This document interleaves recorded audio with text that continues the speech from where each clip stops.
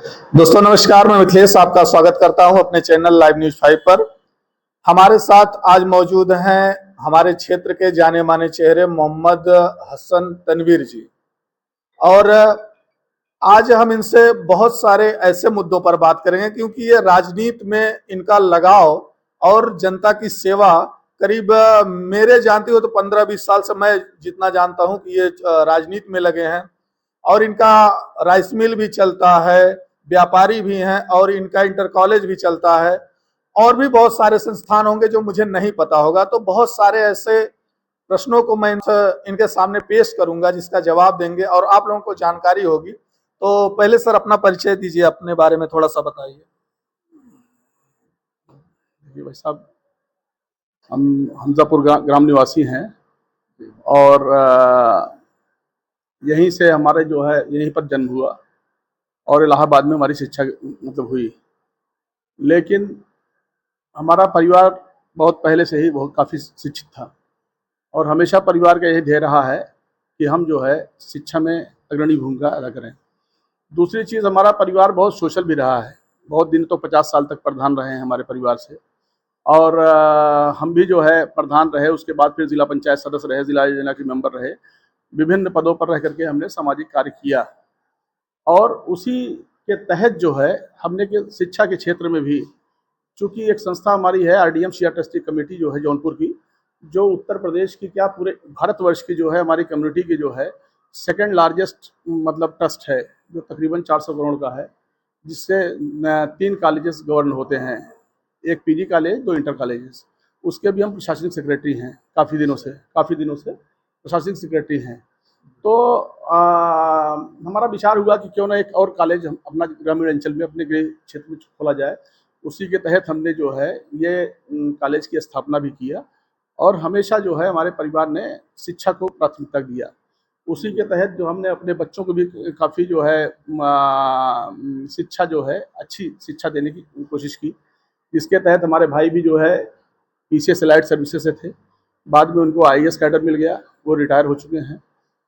एक जो है क्या नाम है सर उनका? मोहम्मद जमा यही सेंट थॉमस कॉलेज से।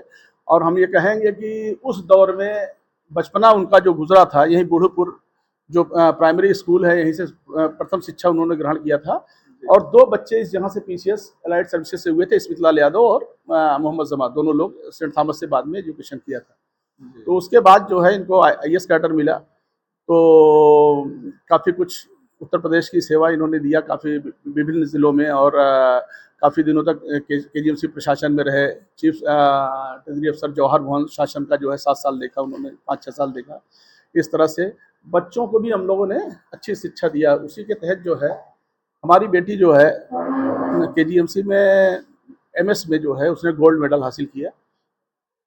KGMC में गोल्ड मेडलिस्ट रही, जिसको गवर्नर ने, राज्यपाल ने जो है उसको पुरस्कृत किया था। उसके बाद तुरंत उसने जो है exam all India medical institute का दिया, एम्स का दिया, जिसमें पूरे भारतवर्ष में उसकी 12 रैंक थी। और उस चयन में सबसे यंगेस्ट लड़की रही जिसका सिलेक्शन हुआ था उसमें जो है एम्स में। इस वक्त जो है वो प्लास्टिक सर्जन जो है जोधपुर एम्स में जो है है। अच्छा। हाँ, दूसरी चीज़, भतीजी हमारी अभी जो है IAS मेन दिया था, उसके पहले जो है PCS मेन भी दे चुकी है, अभी फिर उसने PCS क्वालिफाई किया है। बेटा भी हमारा IAS जो है दे रहा है, बिट्स पिलानी से इंजीनियर है, उसने बिट्स पिलानी और IT दोनों निकाला था, लेकिन वो अमेरिका कैंपस सिलेक्शन हुआ था उसका जो है बिट्स पिलानी के बाद। लेकिन उसने कहा कि अभी हम जॉब नहीं ज्वाइन करेंगे, हम सिविल की तैयारी करेंगे। उसी के तहत वो तैयारी कर रहा है और वो अटेम्प्ट जो है IAS का देगा अभी जो आने वाले एग्ज़ाम में है।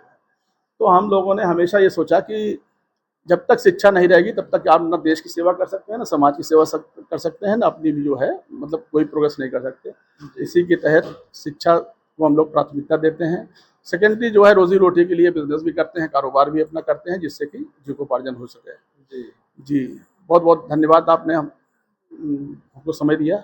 बाकी अगर कोई जानकारी चाहिए तो मुझे ये पूछना है सर कि हम देखते हैं कि इस्लाम धर्म में जो है नकाब चलता है, पढ़ाई मदरसे में कराई जाती है, तो जो आप अपने बच्चों को आपके भाई आईएएस रैंक तक पहुंचे और रिटायर हुए। तो ये जो गैप देखते हैं आप समाज में, इसके बारे में आप बताइए कि मदरसे की पढ़ाई से कहां तक जा सकते बच्चे, और जो देश में चल रही है संविधान के तहत, इसके बारे में अंतर बताइए दोनों में। देखिए, कोई भी धर्म, चाहे इस्लाम हो, चाहे हिंदू धर्म हो या ईसाई धर्म हो, जो भी है, धर्म की भी व्यवस्था होनी चाहिए समाज में।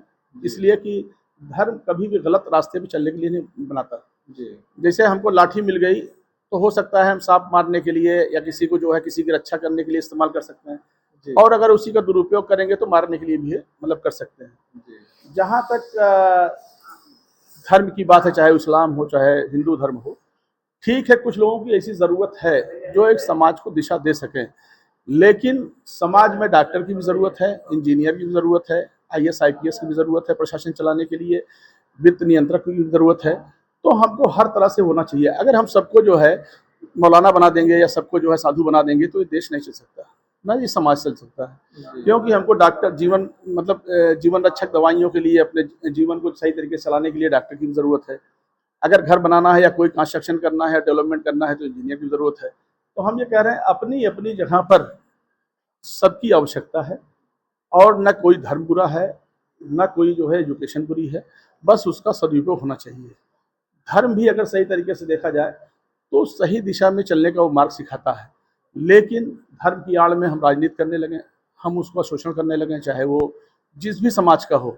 बात आप समझ रहे हैं? जी। क्योंकि वो कभी नहीं है। हम हिंदू धर्म को भी मानते हैं, जहाँ तक यह है कि अगर एक चींटी भी आपके पैर से दबे तो जो है वो ठीक नहीं है, आप बच के चलिए। और हमने देखा है कुछ लोगों को कि चींटी को भी जो है अन्न देते हैं कि जिससे वो मर न सके, और भूखे प्यासों को जो है खिलाने का काम करते हैं। वो अगर उस माने में धर्म लिया जाए तो बहुत अच्छा है।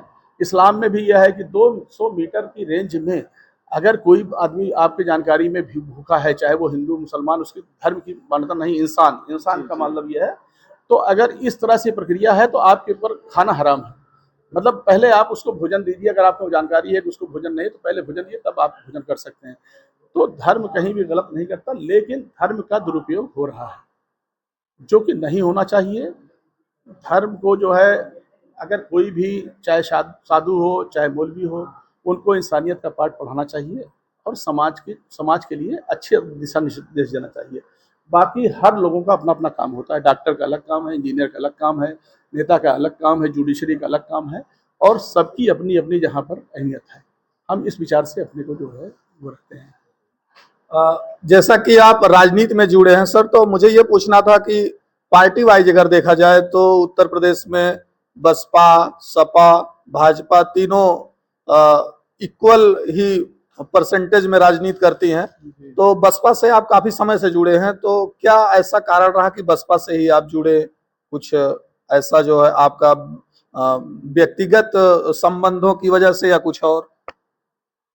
देखिए, राजनीति एक समाज सेवा का प्लेटफॉर्म है जी। अलग अलग दल हैं, उनकी विचारधारा है, और उसी प्लेटफॉर्म से वो राजनीति करते हैं।